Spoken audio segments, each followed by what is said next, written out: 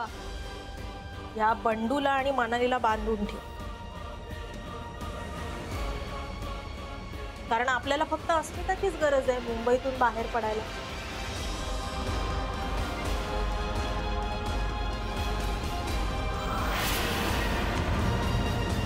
ते ट्रेन मध्ये सुखरूप पोहोचले तरच बाबूला परत करणार साहेब.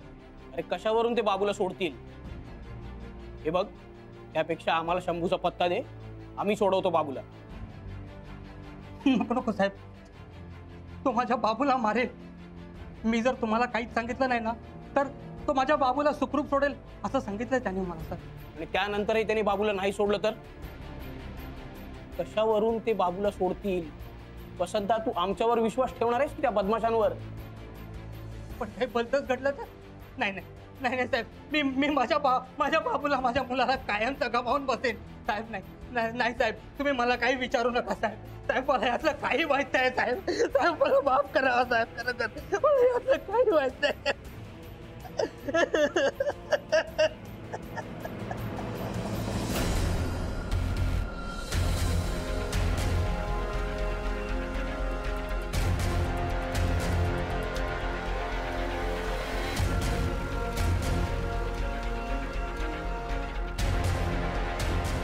अजून 15 मिनिटांनी आपण इथून निघायचं.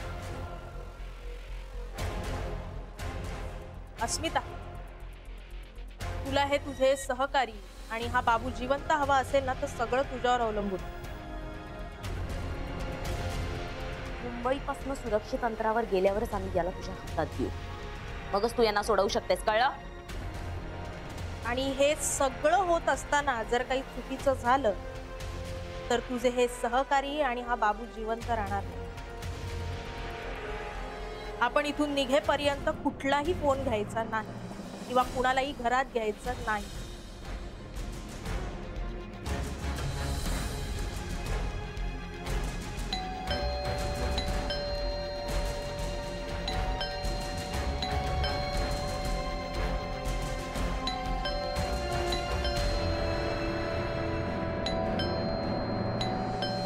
कोण आहे हा मुलगा?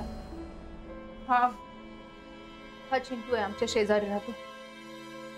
त्याला इथून लवकर जायला सांग, नाहीतर त्याचे हाल हाल करून त्याला संपवून टाकू आम्ही. नाही नाही नको, प्लीज प्लीज त्याला काही करू नका. मी त्याला सांगते, माझा ऐकेल तो.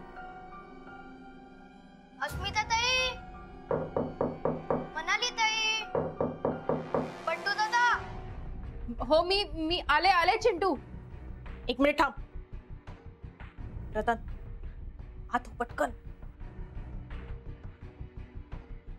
जास्त ओव्हर स्मार्टनेस दाखवायचा नाही, नाहीतर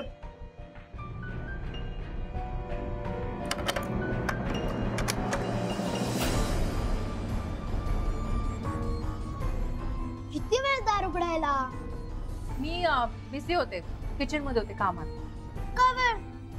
हो मी सांगे.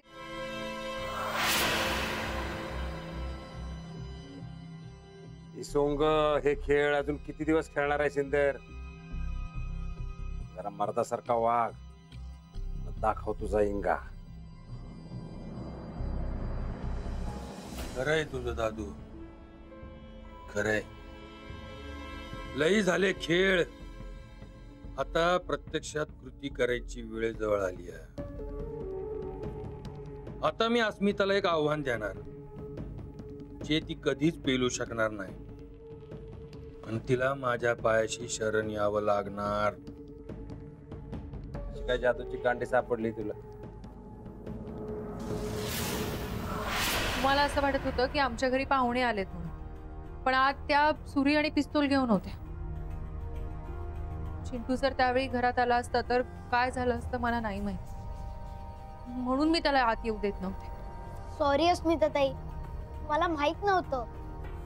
ओके चिंटू, तुला जर काही झालं असतं तर मी स्वतःला कधीच माफ करू शकले नसते. जादूची कांडी नाही दादू, मला अस्मिताची दुखरी नस सापडली आहे. किंवा असं समज, ज्या पक्षामध्ये तिचा जीव आहे तो पक्षी सापडलाय. कोण आहे ते पक्षी?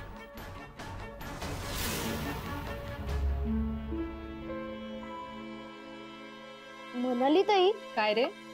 जसा बंडू दादा तुझा भाऊ आहे तसा सिद्ध दादा पण ना?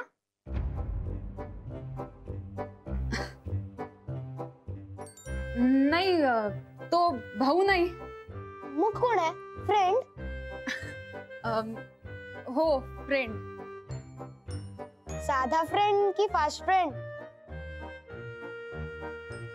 ए चिंटू, फास्ट फ्रेंड काय असतो? सांगतो ना, तो तुझा मित्र आहे ना, तो फास्ट फ्रेंड. माझा कोण मित्र? तो नाही का, तो असाच मी म्हणतो तो. अभिमान दादा. तो हल्ली येत नाही का इथे?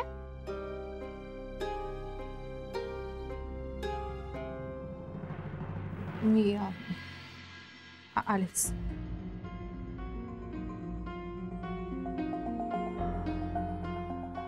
म्हणाली ताई, अभिमान दादाचं नाव घेतल्यावर अस्मिता ताईला काय झालं? त्यांचं भांडण झालंय का? नाही रे. मग तो हल्ली येत का नाही इथे? अरे तो परदेशात असतो ना, म्हणून.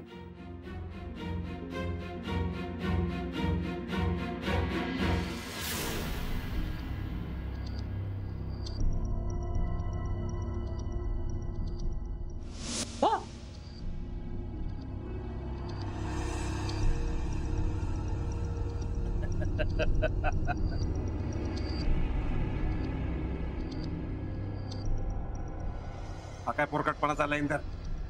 कुणाचा आहे हा मुखवटा? अभिमान सरंजामे हा सुधिक अस्मिताच्या प्रेमात होता, पण ती याला नाही बोलली होती. तरी 7-8 वर्ष थांबला.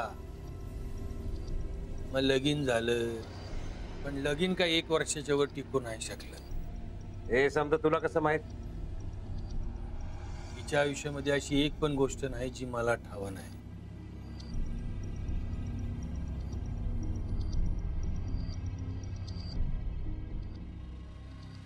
अभिमान सरंजामे, तुमचं प्रेम टिकलं नाही कारण अस्मिता कधीच तुझी नव्हती. ती फक्त माझी आहे, फक्त माझी.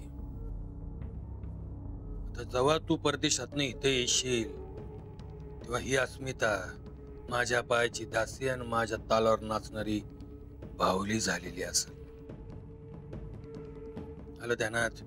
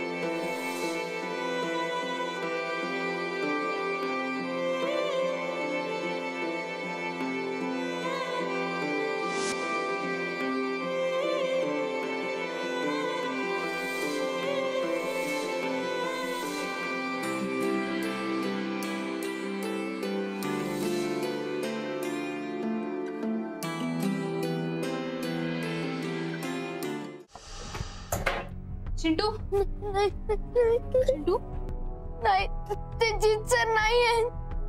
बरोबर बोलतोय तो. मी जीत कुमार नाहीये, इंद्रजीत आहे. तुला त्रास देणारा, फोन करणारा, धमक्या देणारा दुसरा तिसरा कोणी नाही, तो मीच आहे.